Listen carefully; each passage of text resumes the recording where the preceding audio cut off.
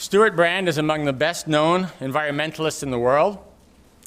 His journey presents an iconic 20th century American story with counterculture origins, striking freedom and independence of thought, and bold society-changing actions. Stuart was born in 1983 in Rockford, Illinois, graduated from the Phillips 1938. A little bit of dyslexia there. He's very precocious, I assure you. Thank you. The unplanned jokes are always the best, aren't they? He graduated from Phillips Exeter Academy and then from Stanford in 1960. He also worked as a logger during college right out of Sweet Home here. Stuart was an active duty Army officer from 1960 to 1962 and taught basic infantry training and worked as a photojournalist out of the Pentagon. Starting in 1962, he studied design at the San Francisco Art Institute and developed a substantial relationship with a well-known Oregonian named Ken Kesey. Their joint ventures and visions helped to propel Stuart to what he is best known for, helping to make environmentalism the major dimension of our consciousness and politics that it is today. Inspired by the idea that a view of the whole Earth in space would propel environmental consciousness, he created a campaign in 1966 where he made and sold buttons which read, "Why haven't we seen a photograph of the whole Earth yet?" Legend has it that this spurred NASA during the Apollo program to make available to the public earlier than they would have otherwise good color photos of Earth from distant space, and that the environmental movement took shape in the early 1970s partially as a result of those photos and the sense of loneliness and responsibility that they inspire. Fittingly, a NASA photo of Earth occupied the cover of the Whole Earth catalog, which Stuart created and edited. It received the National Book Award in 1972 and sold over 2.5 million copies. Also starting in the late 60s and early 70s, Stuart was an early visionary about how a democratic computer revolution could change society and expand consciousness. In 1974, he authored Two Cybernetic Frontiers, which had the first use of the term personal computer in print, and was the first book to report on computer hackers. Also far ahead of his time, he founded the WELL, which stands for Whole Earth Electronic Link. In 1984, it was and still is a computer teleconference system that Wired magazine called the most influential online community in the world. From 1977 to 1979, Stuart was advisor to the former and now re-elected Governor of California, Edmund Brown Jr. In 1988, he co-founded the Global Business Network, which explores global futures and business strategies for 19 multinational companies, such as Ford, Shell, and Hewlett-Packard. It also consults with government agencies, such as DARPA.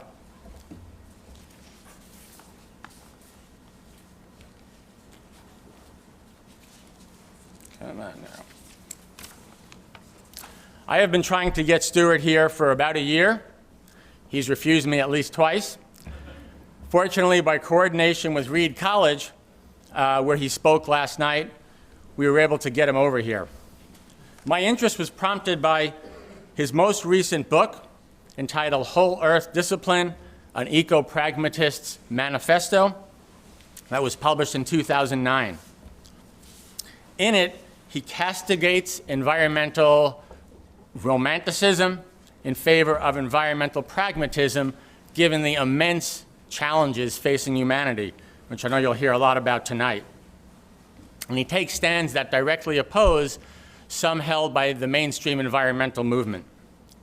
For example, in his chapter called Green Genes, he writes, "I dare say the environmental movement has done more harm with its opposition to genetic engineering than with any other thing we environmentalists have been wrong about. We've starved people, hindered science, hurt the natural environment, and denied our own practitioners a crucial tool. In defense of a bizarre idea of what is natural, we reject the very thing Rachel Carson encouraged us to pursue, the new science of biotic controls. We make ourselves look as conspicuously irrational as those who espouse intelligent design or ban stem cell research, and we teach that irrationality to the public and to decision makers. Is he right? Well, we know he is not shy. Given his track record, his ideas certainly merit our utmost attention. Tonight, Stewart Brand will tell us how we might rethink green. Please help me in welcoming him to Oregon State.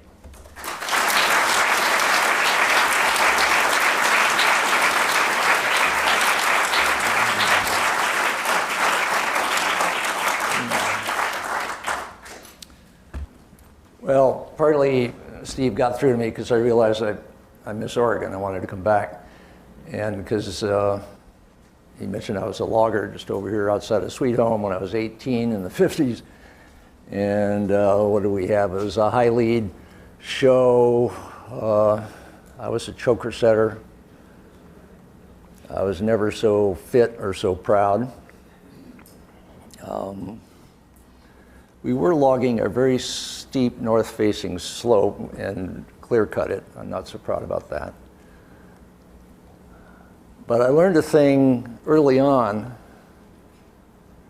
that a lot of urban environmentalists didn't catch on to for several decades, which is that loggers love the woods. And you can work with that. I was paying attention to green, what we now call green stuff, because when I was a small boy, I gave my pledge as an American to save and faithfully to defend from waste the natural resources of my country, its air, soil, and minerals, its forests, waters, and wildlife. If you take out the American and the faithfully part, I still believe it. But the American and the faithfully part tells you that then, in the 40s, conservation was a conservative matter. And the thing that happened in the 70s that I was part of with the Whole Earth catalog is that, and Whole Earth and all of that, is that it became a liberal domain. And as a consequence, conservatives now who think that Al Gore is out to lunch assume that climate change is out to lunch because Al Gore says it's important. And that's the kind of thinking I would love to have go away. We've got to somehow depoliticize and ideologize environmental issues, or we're not going to get anywhere. And one of the cool things that happened is I did go on to Stanford and majored in ecology and evolution there. One of my teachers was Paul Ehrlich. And the fun of working on this book, Whole Earth Discipline, was that I had to go back and see what had happened in ecology in the last 50 years, 60 years. But a lot had. And one had come along as this term ecosystem engineer. And I see they teach ecological engineering here at OSU, which I hope will become a discipline across the world. The idea of the ecosystem engineer with, for example, an earthworm is that the earthworm doesn't take its niche for granted. It's always trying to improve its niche. And it's improving the soil for earthworms, but in the process, it improves the soil for everybody, for a lot of other organisms, including us. And so the soil biodiversity goes up. Beavers are another famous ecosystem engineer. And wherever they are, Scotland, for example, lost its last beaver several hundred years ago. They're replacing them now, finally. And they're getting biodiversity back with it because the beavers make these ponds and then a whole lot more things live in the streams. And they're making infrastructure there. Well, one of the things I'm trying to do is move on from Paul Ehrlich's coinage of ecosystem services, which is a good term and a good way to think about how nature can be thought about in monetary terms, but we're actually, I think, better used to thinking about infrastructure. So a bridge is infrastructure, but so is the river under it. And natural infrastructure underlies, and the health of natural infrastructure underlies the health and the functionality of our built infrastructure. And of course, all the biodiversity is part of the infrastructure. And a stable climate is part of the infrastructure. And we're used to investing in and politically thinking ahead about maintenance of built infrastructure. We take that same thinking to natural infrastructure, I think we'll be well served. Another famous ecosystem engineer that inspired a lot of us was Aldo Leopold, forest specialist, wildlife specialist. Got a frapped out farm in Sand County, Wisconsin, planted a bunch of trees, and half a century later, that Midwestern forest is back.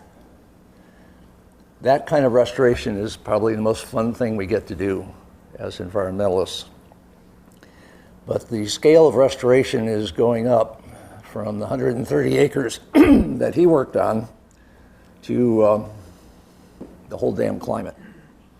10,000 years of civilization has not accidentally been come along with 10,000 years of nice weather in climate terms.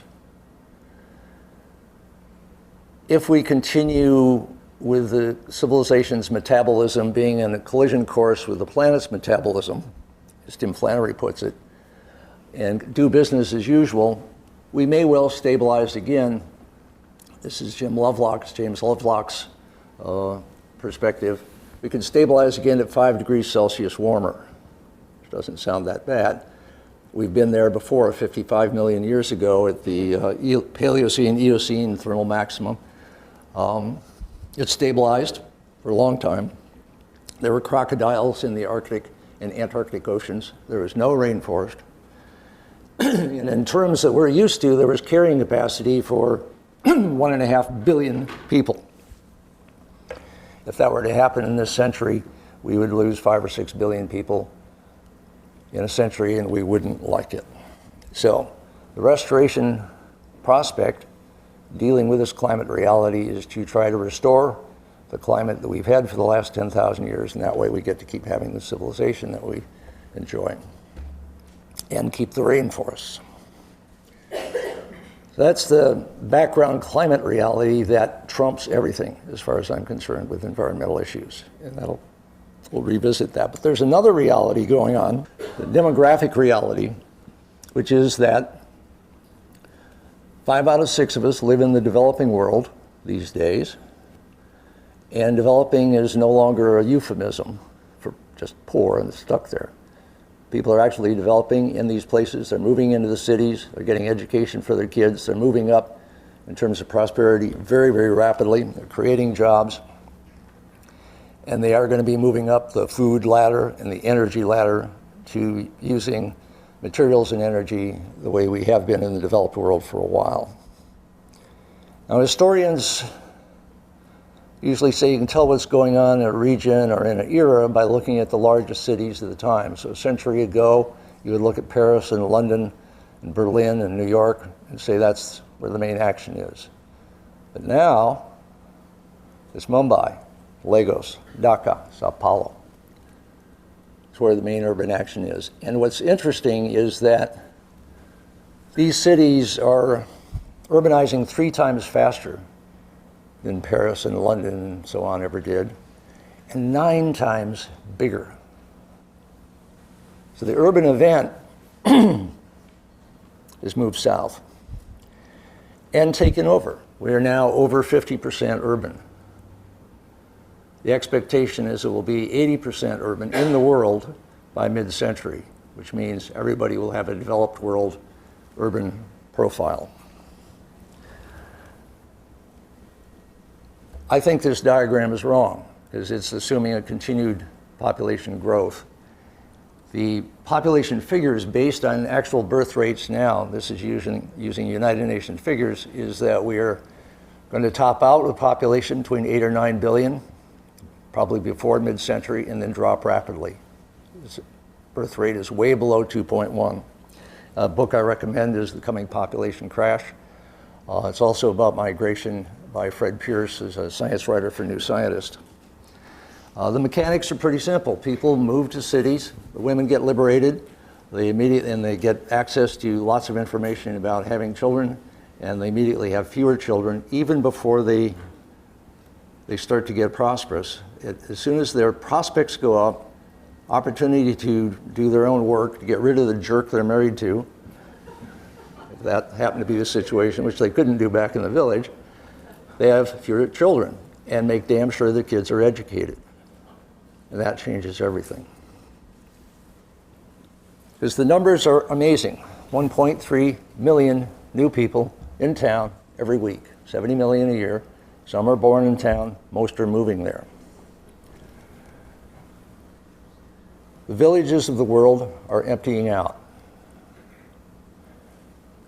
The peasant life of subsistent agriculture is coming to an end. Unless climate change drives us back to us, places that people used to live and scratch a living from crappy soil is turning back into wildland. A number I came across from the United Nations, from the FAO, is that we are still cutting down some primary rainforest. That's bad. But 55 times more rainforest is growing back as second growth than is being cut down as primary because of people moving out of the countryside all over the place. And that second growth recovers its full biodiversity if there is some primary forest nearby very quickly, 20 years. Takes longer if it was isolated. And meanwhile, the villages are, the people that stay there are moving from subsistence agriculture to cash crops to feed the people in town that there's now more of, and are not growing their own food. And so the whole urban economic thing takes off, and that's why prosperity spreads around. What's drawing people away from their villages? Nobody's paying them to leave the villages or go to town. Where they want to go to town, and they go to places like the slum city, squatter city of Kibera outside of Nairobi, because that's where the action is. That's where the economic opportunity is. And it's way less boring than the village. It's in many ways safer than the village. There's medical care nearby. Famines happen in the countryside now, not in cities. That could change with climate change, but right now that's the case. A really good book on this is Shadow Cities by Rob Neuwirth, who went and lived in 4 of the major squatter cities around the world, in Turkey, this one in Kenya, one in India, and in Rio. One of the favelas. He just learned the local language and sort of showed up, and I got to find a place to live. And he was never frightened in any of these places. He was amazed at how kind people were, how supportive they were of each other, and how dense the social capital is. Because in a slum, everybody knows each other, whether they want to or not. And that becomes the basis of a profoundly active informal economy, as it's called. Well, again, the aggregate numbers are pretty impressive. The city planners who've looked at it said, well, when you add it all up, squatters are the dominant city builders in the world today.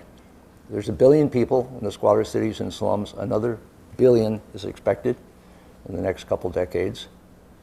And that's the main event. And it is largely green good news, partly on the population aspect, partly on the ecological recovery of the landscape they leave behind aspect. They start out in very rough, flimsy shacks, bulldozed, burned. They keep building, they come back, and by, it's a proper part of town.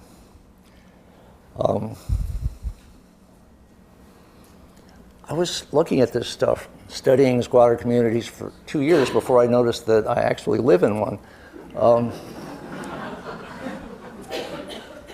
The houseboat community in Sausalito, which I first went to after the Army in '63 and then living in steadily since '82, but I was there in the '70s when it looked like that, is a classic case. It was left over after the war. We built Liberty ships there. That all went away after the war. Artists and artisans and criminals and whatnot moved in because the rent was free. You just floated on the mud, crapped in the bay.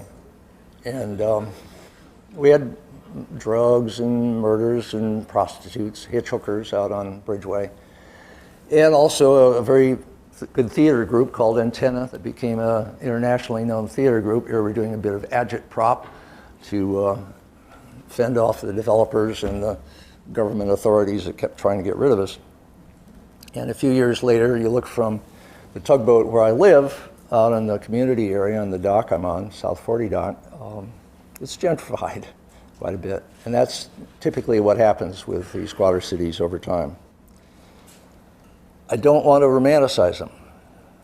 Squatter cities are full of injustice, full of crime, full of danger.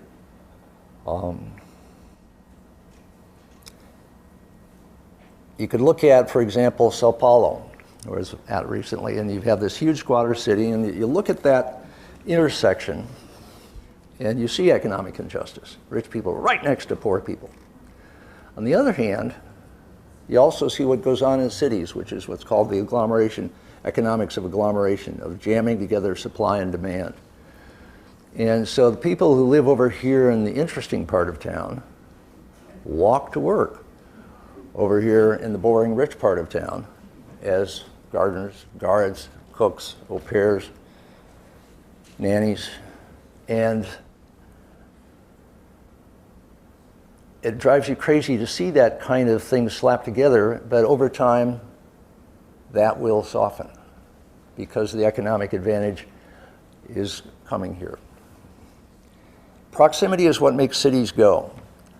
And so in a place like Bangkok, Thailand, you have a national railroad train coming right through, brushing up against a slum marketplace.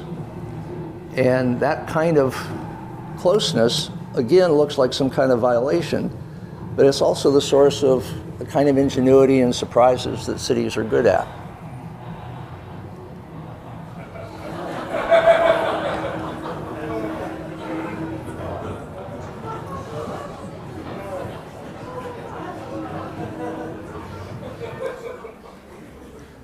Try holding people back who have that frame of making do.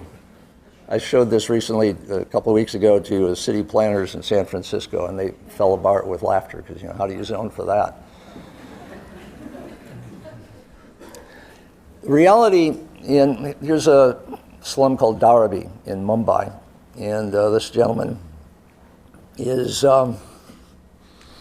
said to the photographer, man named Laxman Kumbai is the fellow, saying, for toilet purposes, we have to go outside.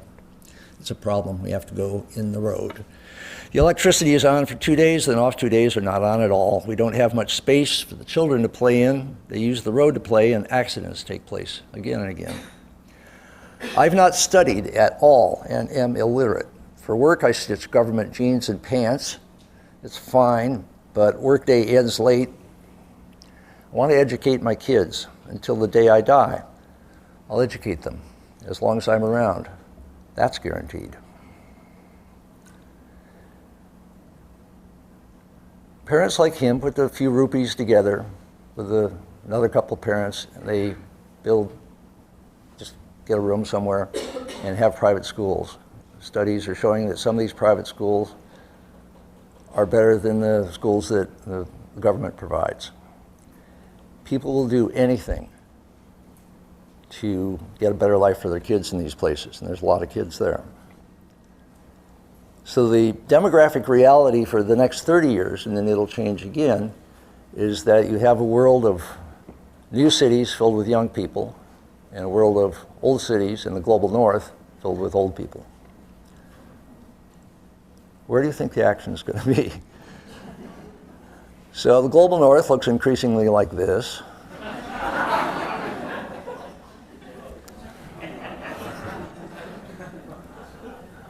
And it's having to realize that the global south is bigger, smarter in many respects, faster, more resourceful, and having more fun, and seeing more hope. So the global north is old folks trying to hang on to what they got, and the global south is full of young people, full of excitement to make things happen. Part of that is a considerable economic advantage in some ways. I mean, Mumbai is half slums, which you think would drag it down horribly. but the number is that Mumbai by itself provides 1/6 of the gross domestic product of all of India. So clearly those slums are not dragging the city down. They are part of its economic health. The informal economy going on among those shacks is where a lot of important economic action is. Also a lot of crime and many other things. Don't romanticize it. But over time, that slum will become what we think of as a modern city, with modern city needs in terms of electricity and vehicle traffic and so on. City electricity, the basic element of city electricity is baseload electricity that's on all the time. At present, we mostly get it from coal and gas, from hydroelectric, and from nuclear. The last two are clean, and we would love to get baseload from wind and from solar. So far we don't, because we haven't figured out a way to make those intermittent, rather thin sources become a 24-hour source. Wind is great, and is coming on fast, but environmentalists are learning that because it is such a thin source of energy, the not ecological footprint, but just the sheer physical footprint of wind farms, for example, involves 250 square miles just to get a gigawatt of intermittent electricity. And yeah, the cows can stand being near these big turbines, but people actually prefer not to. And some people think of them as tax farms, and in Europe you're starting to see political cartoons like this, where countries like Germany and Spain and Britain are tired of completely subsidizing the wind farms. And so you're going to see a fair amount of backing off on that. But it needs to keep swarming ahead. Likewise, solar. I use solar 3 different ways in my own life. It's fabulous. But in Southern California, we are learning that if you put all the solar projects together out there, they will basically bulldoze 1,000 square miles of our green desert, the Mojave. A mineral desert is a swell place to have solar, and I think Australia and North Africa, Australia could use get a lot of its energy, electricity from the sun there, and likewise North Africa, get solar thermal farms feeding electricity in a direct current line that doesn't lose a lot of electricity along the way to Europe. That'll be a pretty good deal. What's problematic is when you run the numbers. A fellow named Saul Griffith takes all of this very seriously and said, okay, if you figure that all of civilization these days runs on about 16 terawatts of energy, that's electricity and everything else. A terawatt is 1 trillion watts. And then you say, in order to keep climate change down to just 2 degrees higher Celsius, which is already a lot, scary lot, you would have to do these kind of things. 2 terawatts of solar electric, fine, 30,000 square miles of panels. 2 terawatts of solar thermal, it's a little more efficient, only 15,000 square miles of mirrors, and so on down the line. And then to round off the number, you had to throw in 3 terawatts of nuclear just to make it come out to 13. I recently heard a solar enthusiast, Bill Gross. By the way, I should add, there's another book I'll recommend here. Oh, I did it. Okay, it was Sustainable Energy Without the Hot Air by, did I get there?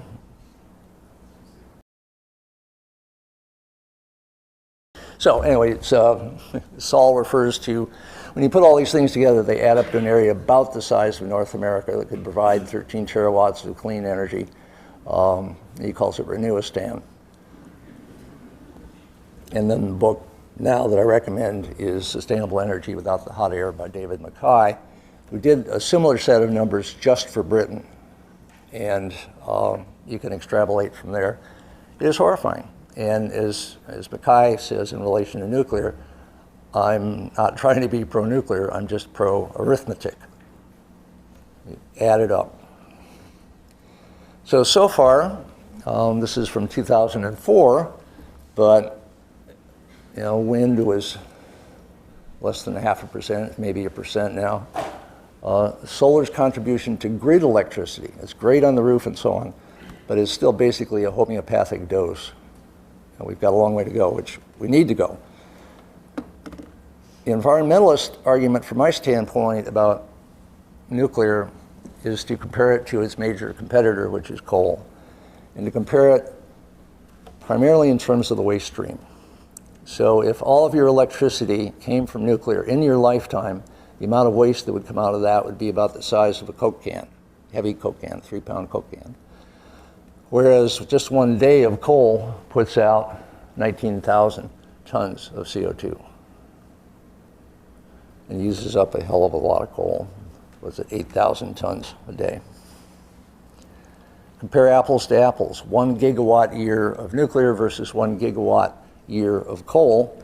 And as 20 tons of nuclear fuel becomes 20 tons of spent fuel, goes into dry cask storage containers. 2.9 million tons of coal converts to 8 million tons of carbon dioxide. And where the nuclear spent fuel goes is in a place where you can keep an eye on it. There's not very much of it. You can monitor it and decide what you want to do with it later. The carbon dioxide goes into a place where it impacts everybody, and we can't get it back out of the atmosphere without great difficulty. Environmentalists have been looking at coal for a while, and for good reason, because it rips up the landscape getting those megatons of coal out of the ground. And it's good. We have kept only 12 new coal-fired plants built in the US since 1990, but there's 1,493 of them out there putting carbon dioxide into everybody's atmosphere.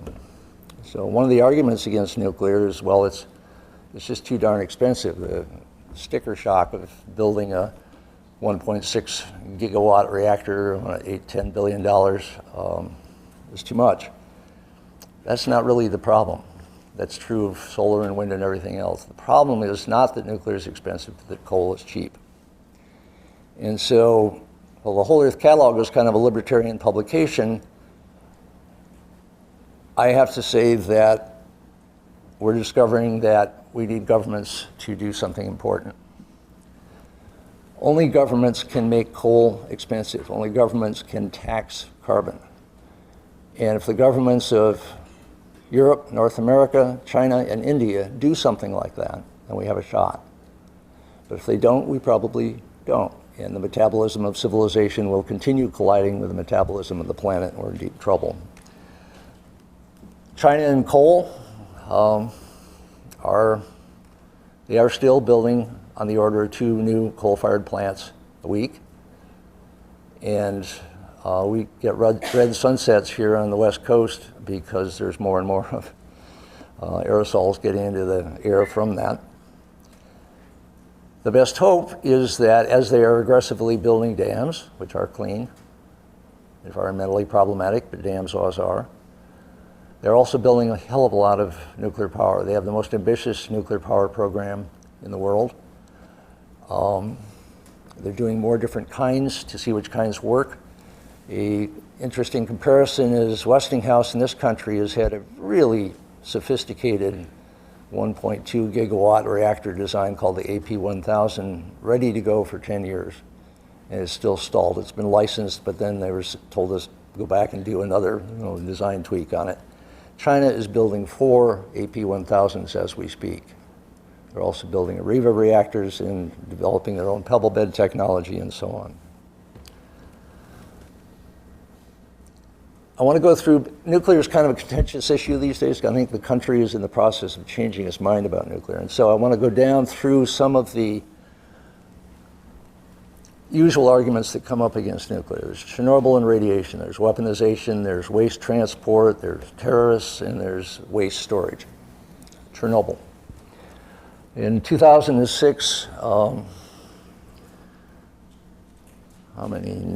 UN organizations formed the Chernobyl Forum and went to the Chernobyl area to do extensive epidemiological and biological and every other kind of study to see what the results were that many years later after the Chernobyl disaster. And what they found, they could find no evidence of extra cancers.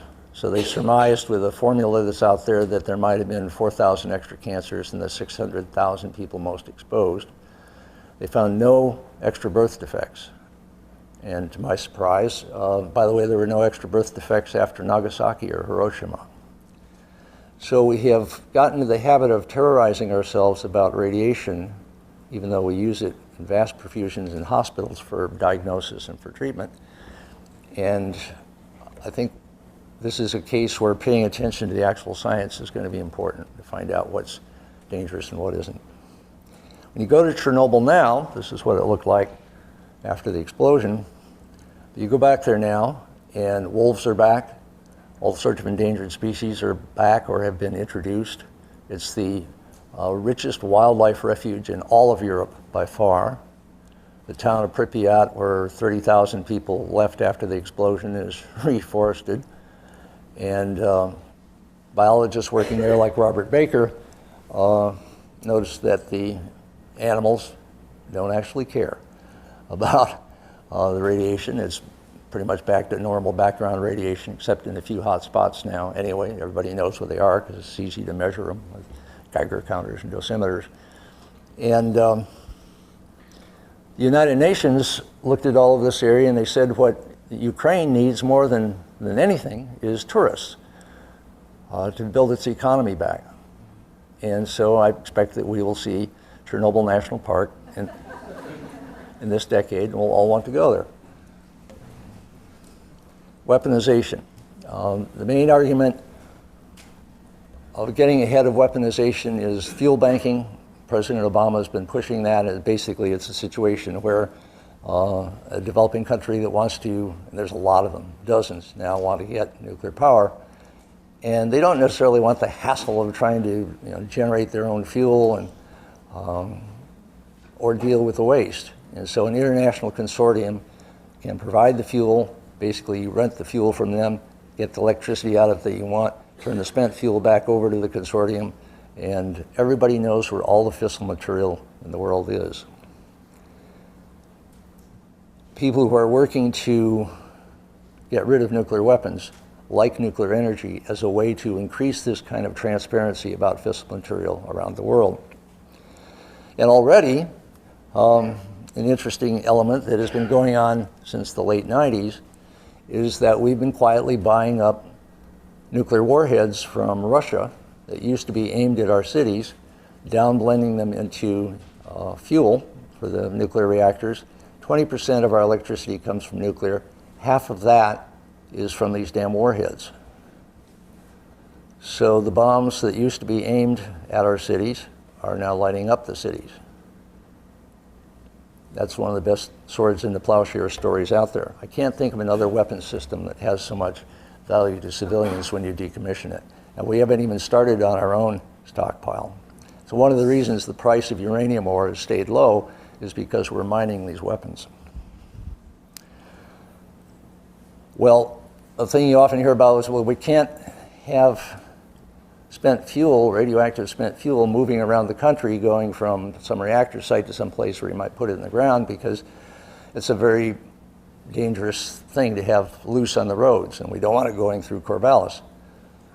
Well, the guys at Sandia have more fun than anybody. Shipping containers have been loaded onto a truck that was crashed first at 60 miles per hour and then at 80 miles per hour into a 700-ton concrete wall. They have been broadsided by a 120-ton locomotive traveling at 80 miles per hour. Another physical test involved dropping containers in a 30-foot free fall onto steel-reinforced concrete, comparable to hitting a concrete slab head-on at 120 miles an hour. They've been dropped onto a 6-inch diameter spike, and the containers have been burned in a pool of aviation fuel for 90 minutes at temperatures of more than 2,000 degrees Fahrenheit. The result in each case, there were no ruptures or significant damage to the used fuel containers themselves. Although dented and charred, the containers remain totally intact to protect the used fuel they would carry. And then there's the existence proof, which is that it turns out that quietly we've been transporting spent fuel tens of thousands of miles, most of it military, some of it civilian, over the last many years. And indeed, It's been a grand total of 6 accidents, derailments and stuff like that. And this is all that happened, is there, thing went bang, bang, bang along the side of the road, and a crane came along and put it back on the next flatbed, and that was that. So that particular issue is not as big as we thought. But what about terrorism? What if the terrorists get hold of a F-4 Phantom jet and fly it right into a reactor?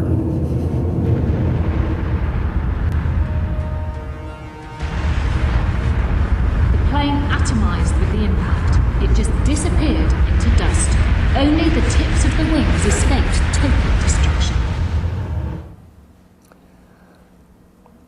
The reason the Twin Towers went down isn't because they were knocked down. Basically, you had a bubble full of gasoline hit a tall bubble full of people. And the gasoline set fire and melted the structure of the towers, and they came down. When you run a bubble full of gasoline and one crazy pilot into a containment building or a containment vessel, this is what happens. Containment vessels really work. Containment buildings really work. The reason Chernobyl did what it did is because they did not have a containment building. What about waste? We're not going to do it in Yucca Mountain. I've been there, it would have been fine, but politically it's off the table. So where the waste is now, at all of the reactor sites, is out back of the parking lot. In these dry cask storage containers. You can go stand in front of them or glare at them, and they're okay. They're actually a very good interim solution. You can leave the waste there for 50 or 100 years or more while we think about what we want to do with it. We might want to stick it in the ground. We might want to reprocess it the way the French and the Japanese do. Or we might want to just wait until 4th generation integral fast reactors come along that use spent fuel as fuel. And if we do want to put it in the ground, the common thing you hear is, well, waste storage is such an incredible problem, nobody's been able to solve it. There's no place in the world that puts nuclear waste in the ground. Actually, the US has been doing it for over 10 years now in New Mexico in the Waste Isolation Pilot Plant, the WIP. And half a mile down into this salt formation called the Salada Formation. Looks like that down there. Here's a slide from an environmental guy working near Carlsbad with the WIP. And the Salada Formation is pretty big. It covers 4 states. It's been where it is for 250 million years. Water doesn't get into it or out of it. That's what makes it a salt formation. Salt is relatively malleable, so when you gouge it out, it gradually heals in around whatever you put there. If you decide you want to go back and get it later, you can. But it's a really good place to put something and forget about it for 250 million years. I think we're still getting used to what geological time is like. It's significantly different than our frame of reference.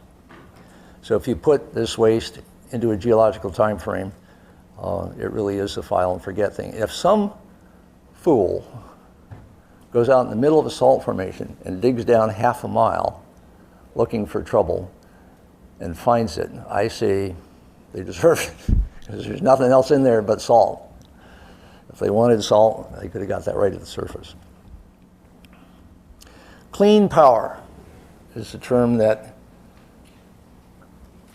is used that lets people talk about nuclear along with wind and solar, as President Obama did in his State of the Union message this year.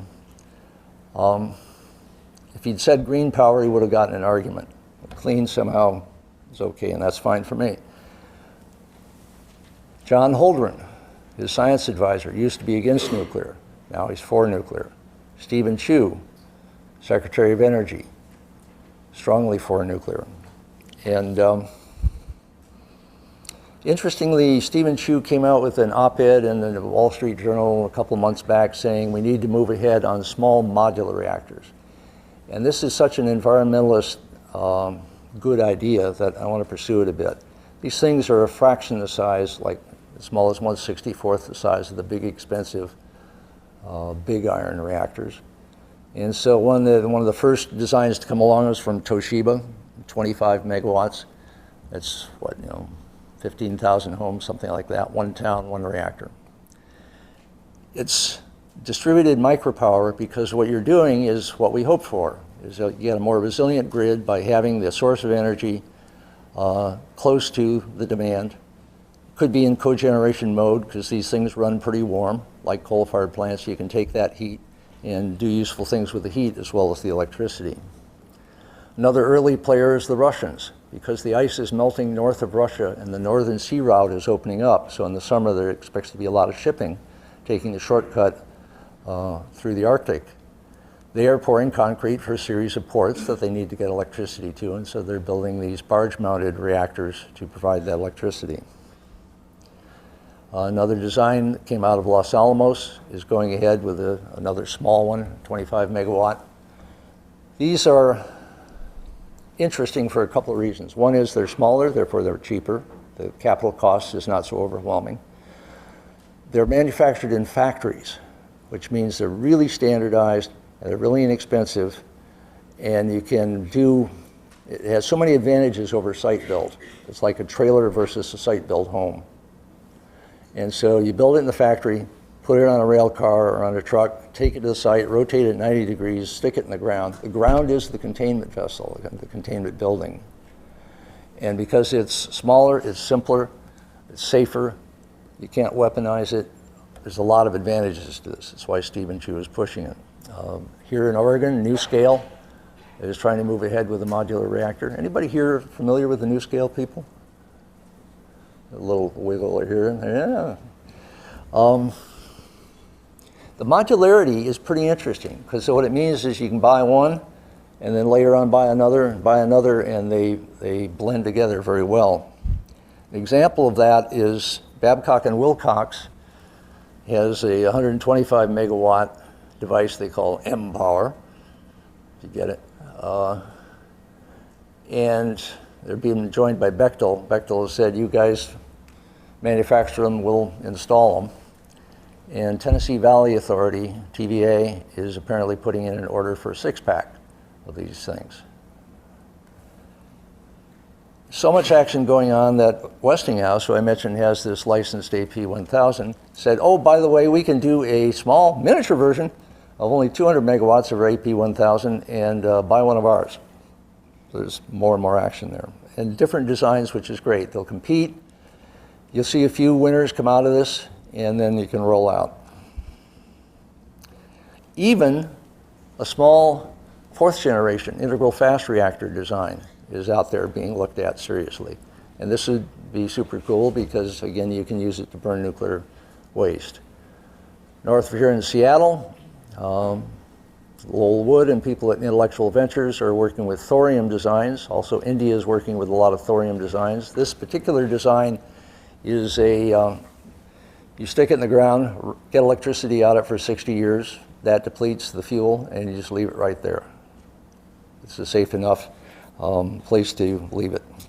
Bill Gates is more and more committed to getting cheap, clean energy everywhere in the world, and so he's one of the few people pursuing a completely new design called the traveling wave design, which also could, if it proves out, could use thorium or spent fuel as the fuel. Integral fast reactors, China's moving ahead, Japan is moving ahead, India is moving ahead. The US stopped in 1994. But Stephen Chu wants us to start again on that. I hope we will. The thing that surprised me in this area is I've been hearing that fusion is 40 years in the future, and always has been and always will be. And then I went to the Lawrence Livermore lab in California to see the National Ignition Facility, and they're working on this machine that will take a peppercorn-sized piece of hydrogen, deuterium, a hydrogen isotope, focus a lot of energy on it, and get fusion. What's surprising to me is how close they are. They've done shots that have gotten very close to the amount that it will take to actually get ignition, actually get a positive output from this. And whether or not they're going to do that, they run a great film, which I'll show you. 3, 2, 1, shot. So the amplifiers are fired up with supercapacitors, and the oscillator room generates the coherent pulse of light. The pulse divides into 48 preamplifiers and the laser bays. And you get a slug of light.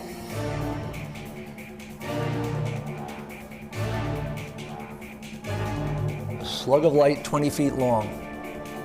That's 1 nanosecond long. The light bounces back and forth 4 times through the main amplifier.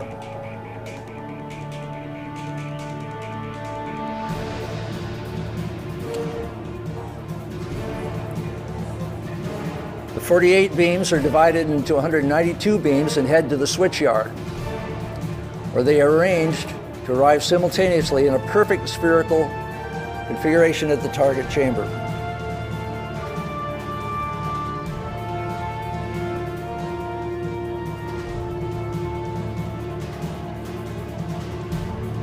That was the switch yard.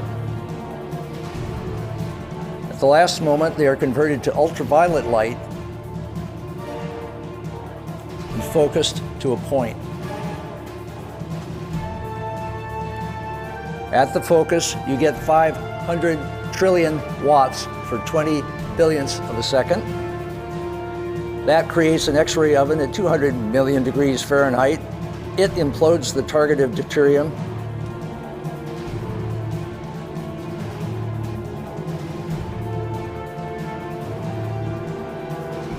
And you get ignition with a release of energy 10 to 100 times the energy that went into it. We'll see.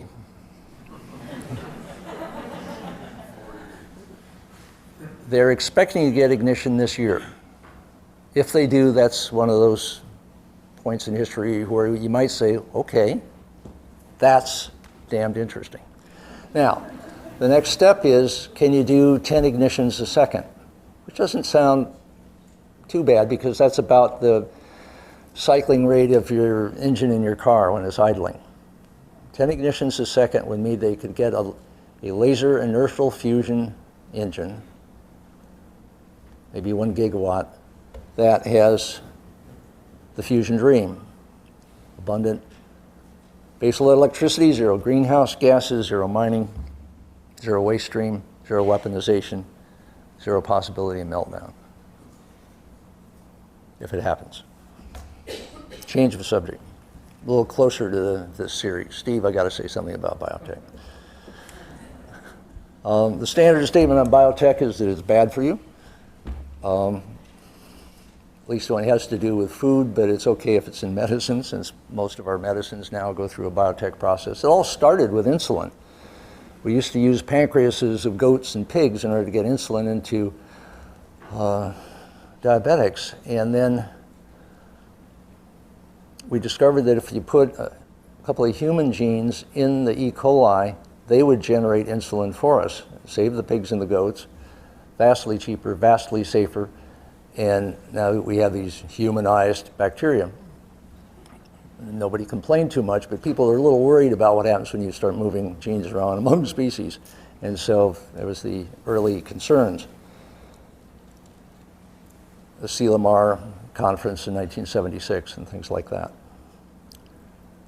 We started doing that in agriculture, and while the leftover worry from 1976 that there was something unnatural and dangerous about all of this hasn't changed much. There's no environmental organization that I know of who's gotten around to saying, you know, we were probably right to be worried about genetically modified organisms and foods, but the science is in. People in America have been eating this stuff for 15 years. Nothing bad has happened. We can move on to other and more important issues. But that hasn't been the case. And so then you look around, well, who actually likes GMOs? Well, the Amish, for one. The most technologically suspicious group of people in the world. Also some of the best farmers in America. They know good seed when they see it. And so they like BT corn. Likewise in South Africa, where sweet or where white maize is one of the most popular foods, it's been genetically engineered for over 10 years now. Everybody's eating it, and they're fine. I'm going to recommend 3 books here, some of them from speakers you've had.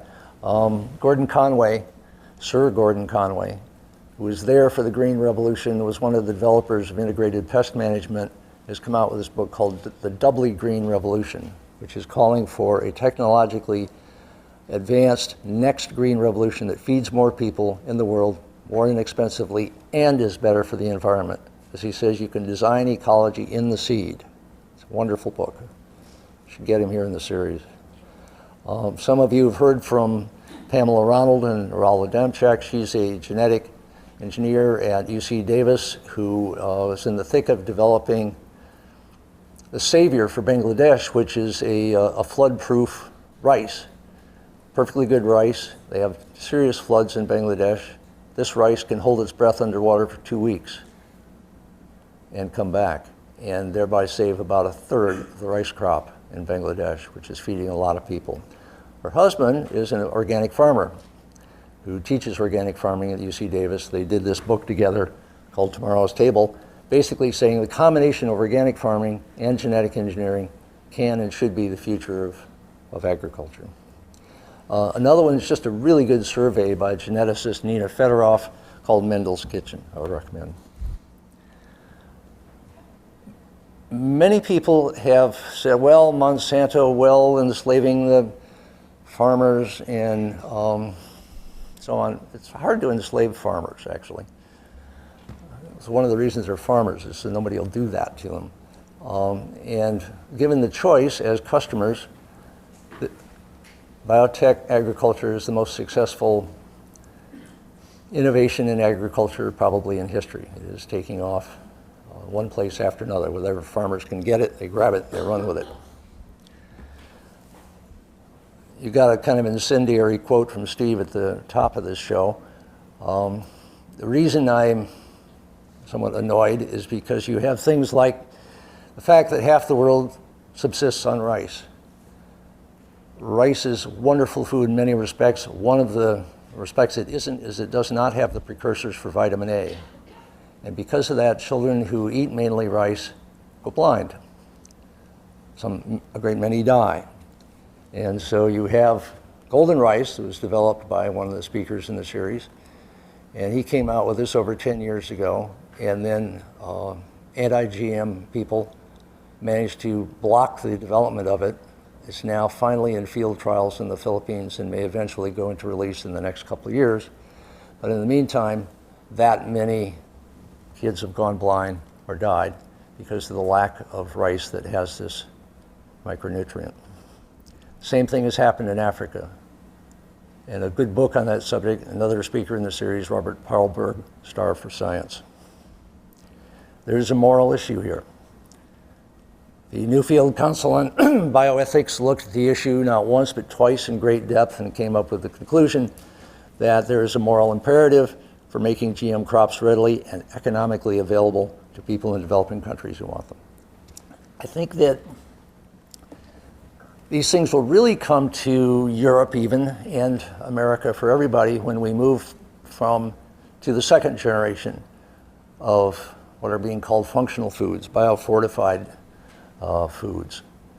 They're moving first to Africa. Thanks to Bill and Melinda Gates Foundation, you're getting cassava, which is a staple for 800 million people. And by the way, is no protein, almost no micronutrients, has cyanide. And if you're malnourished, that cyanide can nail you. They're doing stacked set of 8 traits of better cassava and bio-cassava plus. And so on through sorghum and bananas. Things I marked in red are the functional foods that I think we're going to be interested in. Some people are allergic to peanuts. University of Georgia has a engineered peanut that causes no allergy problems. This could be done with the various foods that people have allergies for. Supposedly there's a pig out there with omega-3 fatty acids. And instead of killing another fish, you can dine on bacon and your brain will be fed and you'll live longer and all that good stuff. And I think some of the people here are aware that Monsanto has come along with a soybean that comes out with omega-3 fatty acids. And every time we get, instead of killing a fish for the fish oil, get it from a soybean, that's fine with me. There's going to be medicinal aspects to this. There's some rice being developed in Japan that is basically a vaccine against cholera and against certain allergies. It's just the beginning. Rob Carlson has been keeping track of what's called the Carlson curves. Basically, biotech, just in the early recombinant DNA period, has been moving faster than Moore's law. Now that we're getting into synthetic biology, it's moving faster than that. And a very good book that Rob wrote called Biology is Technology. There'll be a book list at the end of this if you want to keep notes. So when Craig Venter makes a genome for the yeast on the computer and then implants it in a de-genomed different species, and it becomes what he made that genome to be from the computer, and it takes life and reproduces, that's synthetic biology. It's getting pretty strange out there. And by the way, we're teaching it to children, because this technology is going amateur very rapidly, and I welcome that. Why? One of the things I did back in the 80s was co-found the first hackers conference. And computer hackers were at that time busy liberating the world from the crush of IBM and from mainframe computers and from mini computers by basically teaching themselves how to code at professional level and then teach everybody how to code at professional level. That same process is going forward with biotech. And I think it's basically good news. And so you have things like the iGEM meetings every September at MIT for student groups who are competing to create new microbial organisms, get together and race them against each other. And a lot of these things are frivolous. They've come up with an E. coli that smells like vanilla when it's growing and then smells like bananas in its resting state. Nice work. They had a set of microbes that know about each other and they can do the wave like at a soccer match. But the winners last fall of the various prizes, all kinds of different categories of prizes, but one of the winners was a living soil fertility sensor. Another one was a waterborne parasite detector. There was a bacteria to detect and absorb heavy metals, and another one to sense and degrade hydrocarbons in water. These are undergraduates. Coming from where? 26 countries. This thing has gone global. The genie is so far out of the bottle, it doesn't know where the bottle was. So, is biotech coming to the garage? Biotech is in the garage. It's a photograph that Rob Carlson took. In fact, an article about Rob and this stuff, do you want to do biotech in your garage? Nature magazine last, when it was in October, had basically the prices you can find for on eBay for all of the technology you need to read and write genetic code. How weird will it get?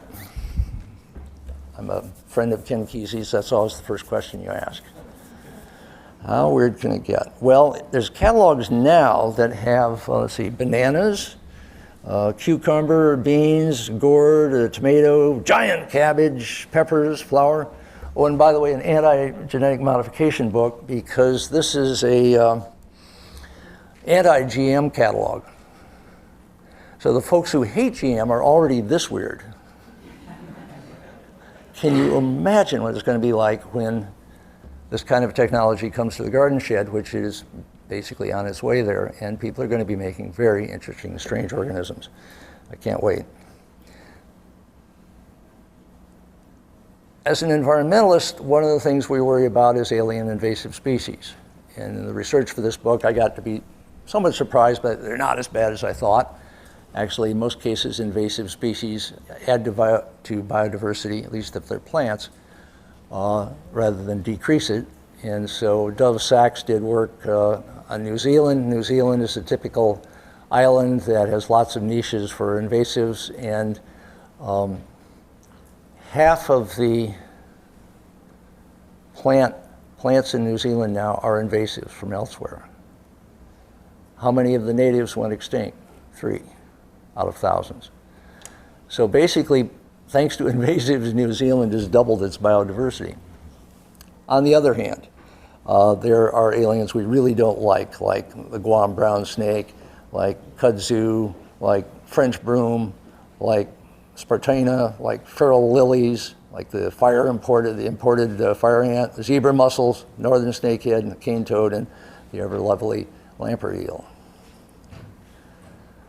Biocontrols, and there's some good work going on here at OSU, are an extremely effective way to deal with invasives if you can really target your control species to the species that you want to control.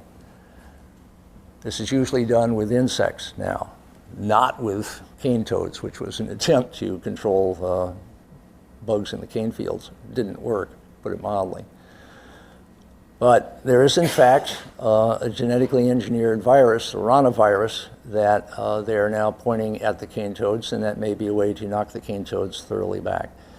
So if you can engineer the biocontrol species so that they really only go after the creature that you're trying to cut back and can prosper in no other way, I think that we're going to get much better biocontrol techniques coming out of this. While we're in Australia, let's go south to Tasmania. My wife and I went there a couple of years ago just to see the tallest hardwood in the world, the Eucalyptus regnans, which gets to be 300 feet high. These magnificent stands, some of them are protected. A lot of them are still being cut down and then chipped for cardboard. And I'm sorry, I find that deeply offensive. So that is what these trees are turning into. You can get just as good pulp from the poplar plantations in eastern Oregon. Why would you cut down these 300-foot beauties for that? So indeed, plantation logging, plantation forestry, to my eye, as an environmentalist, is a very good deal.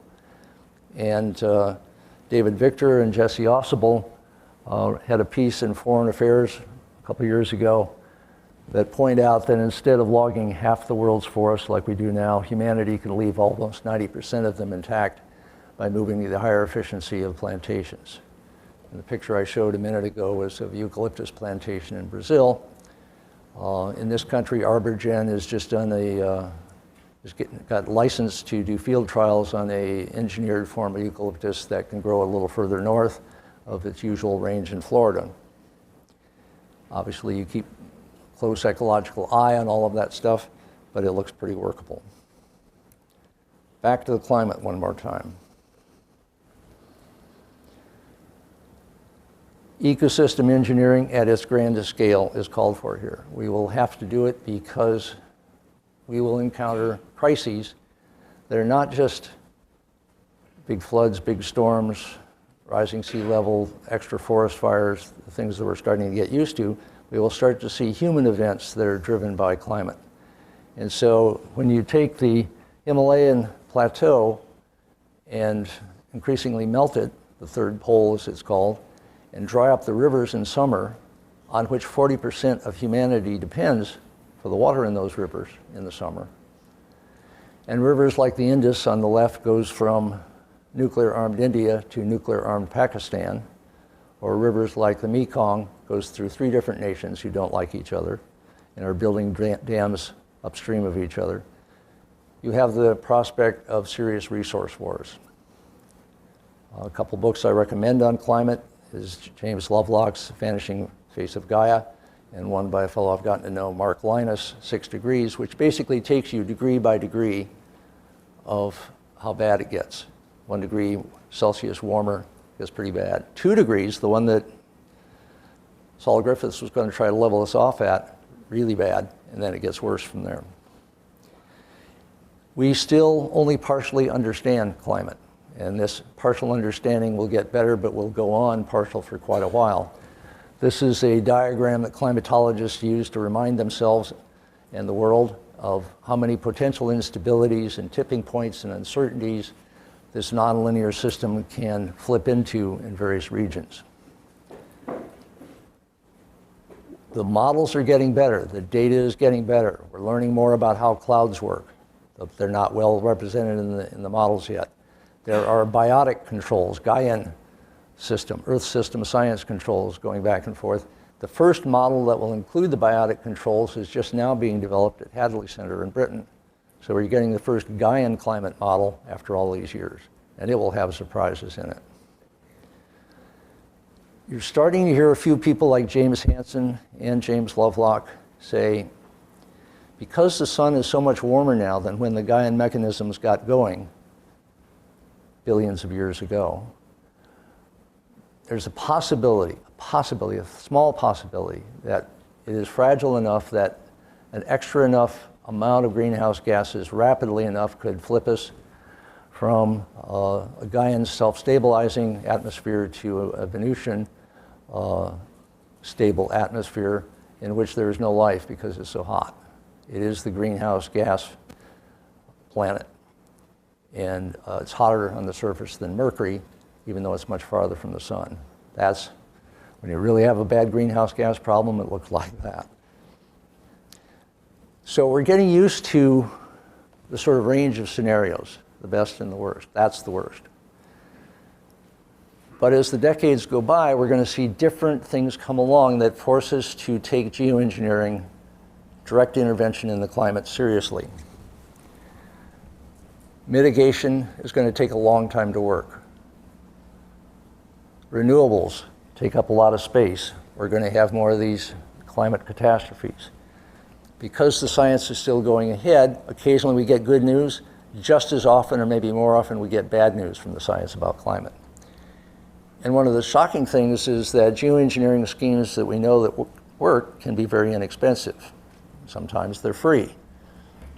In 1991, Mount Pinatubo volcano blew in a big way and sent 20 million tons of sulfur dioxide, volcanic ash, all the way up to the stratosphere, 20 miles up. Covered the world, dimmed everybody's skies a bit, and cooled the entire planet by 0.5 degrees Celsius, which made more ice that year, which made more polar bear cubs, which the field biologists called the Pinatubo cubs. So the climatologists say, well, that's an existence proof. All we've got to do is be a volcano. And again, the guys at Intellectual Ventures up north said, we could probably do it with 3 million tons of sulfur dioxide, put them up with hoses carried by blimps up to the stratosphere, and for 300,000 a year, have a Pinatubo annually, effectively. Well, the models, it was James Hansen, by the way, who predicted that what would happen after Pinatubo blew. He said, you're going to get a 0.5 degree Celsius cooling the planet next year, and it came to pass, and there's all scientists, just, yes, hypothesis was right. The same model said that if there was a Pinatubo every year, it would cool the planet by 3 degrees Celsius, which means that in terms of just temperature, you could stay ahead of a doubling of the CO2 in the atmosphere. But you don't want to do that because the acidification of the oceans, which itself is catastrophic, continues apace. It moves, changes all the rain patterns, and people hate that. And so it's not the way you want to go. Nevertheless, there's a lot more science to be done, both on climate and on how this particular form of geoengineering might work. Another one that seems really clean and cool is whitening the clouds of the ocean using a Stephen Salter designed catamaran with Flettner sails. And what you do is you atomize the seawater and duplicate, the existence proof here is ship tracks. For example, here in the Atlantic off of Spain and France in 2003. When you have a condition where there's stratocumulus, or might be stratocumulus, the ship goes by, burning dirty old bunker fuel, sends up the aerosols from that.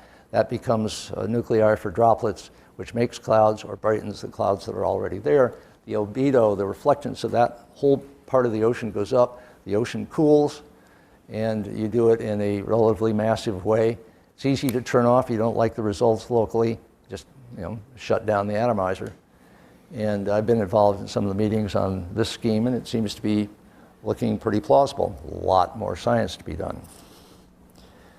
The problem is, this is all being done as a hobby by the scientists involved and the engineers involved. There's been no federal funding from any country in the world. Just check out the plausibility of any of the geoengineering schemes. I think that's folly, because if we, for the various reasons I showed, decide we need to do geoengineering, you really want to know what you're doing, because it is a planet-scale experiment. And that's a bad idea if it's, the first flapjack. So you want to have done a fair amount of experimentation in this and other, there's half a dozen different modes of geoengineering that are being considered. You want to do experiments at scale to learn how to do it well and hope that you don't have to do it at all. But if you do have to do it, you really want to do it accurately. A form of geoengineering that everybody loves is a nice old Indian form, and developed 4,000 years ago in the Amazon by the Indians who got tired of the sterility of the rainforest soil and pyrolyzed their agricultural waste, that is, burned it without oxygen, created charcoal, put the charcoal in the soil. It made the soil much richer. You started to have agricultural civilization in the Amazon. Whole cities developing. The anthropology and archaeology of this has been going forward the last few years. And it turns out that the charcoal atom molecule is tremendously stable. So you're seeing charcoal that was put there by Indians 4,000 years ago. There's much talk to make biochar, instead of calling it terra preta, which is what the Portuguese in Brazil call it. Biochar might be a really cool thing that you could use a lot of your agriculture and maybe logging waste for. Science has to go ahead on that. But all of these things, the science needs to go ahead while we are trying this stuff. It's not science first, engineering later. They come together. So the overall picture is that we are in a new geological era that has been named the Anthropocene by Nobelist Paul Crutzen. The Anthropocene is the human-dominated geological era. What we are doing, civilization's metabolism, is leaving a track in the geology and the atmosphere that will last tens of thousands of years. And that's a situation that we have caused that we can't stop causing. We are terraforming the Earth. And we can't not terraform the Earth at this point. So our only choice is to terraform it well. And we're still finding out what that means. That's what I mean by ecological engineering, ecosystem engineering at scale. So the bottom line, is how I end the book, is ecological balance is too important for sentiment. It requires science. The health of natural infrastructure is too compromised for passivity. It requires engineering. What we call natural and what we call human are inseparable. We live one life. Thank you.